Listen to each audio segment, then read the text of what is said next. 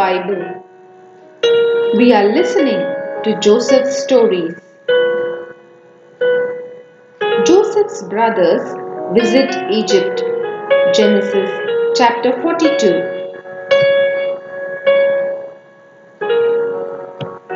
Back in the land of Canaan, there was hunger too. Then Jacob heard that they could buy food in Egypt. Now he had great riches but no food. And what do riches mean when you are dying of hunger? So Jacob sent down 10 of Joseph's brothers to Egypt to buy wheat there. Only Benjamin, the youngest, was kept at home. Jacob was afraid that something might happen to him too, so that both of the sons Rachel had given him would be taken away. We must remember that Jacob thought Joseph had been killed by a wild animal.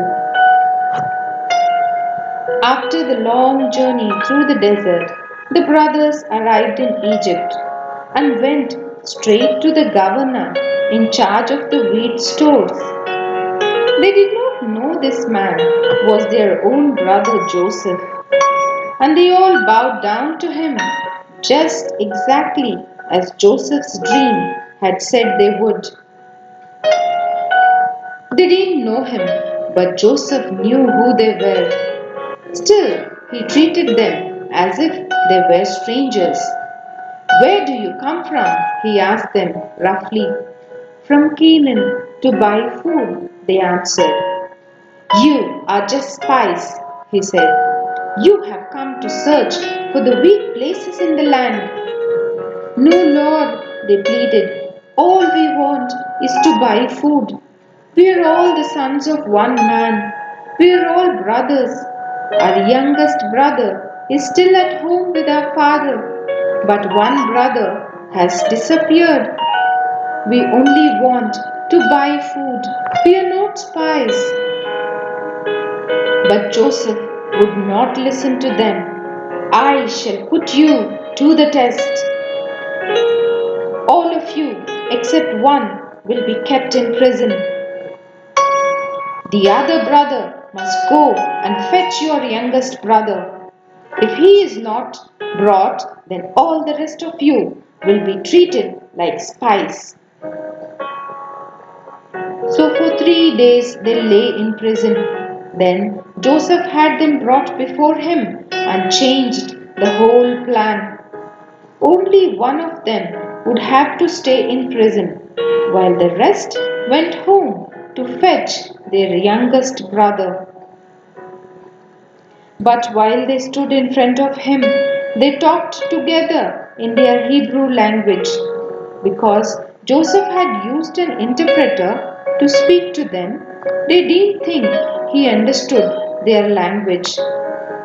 They were still worried in their hearts about what they had done to their brother so many years ago. They were sure that all their present hardships had come to them because of that evil they had done.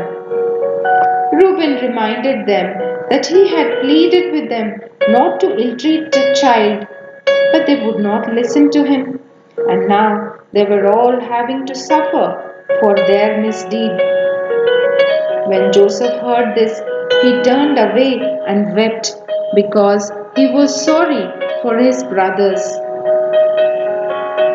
He had to go on with his plan, though. So Simeon was bound and taken to prison, and the rest of them were sent off home. Sadly, the little caravan turned homeward. Though they had the sacks of wheat they had come to Egypt to buy, they had to leave Simeon behind. What would Jacob say? Then, that evening, they had a terrible fright. At the inn where they stopped for the night, one of them opened his sack to give a little grain to his donkey. What do you think he found in the mouth of his sack? The money he had paid for his wheat. And there was money in the sacks of the others as well. They were all terrified in case the Egyptians called them not just spies but thieves as well. The truth was that Joseph had told his servants to put each brother's money into his sack. But of course, they didn't know about that. They were terrified of going back to Joseph with the money, so they struggled on through the desert. When they arrived at home, they told their father all that had happened and that Simeon had to be left behind. Jacob was terribly upset. Two of his sons had been taken from him. Joseph had gone long before. Now Simeon was gone, and they wanted to take his little Benjamin away to Egypt as well. He would not allow it. Reuben said he would leave his two little sons with Jacob as hostages, but Jacob refused.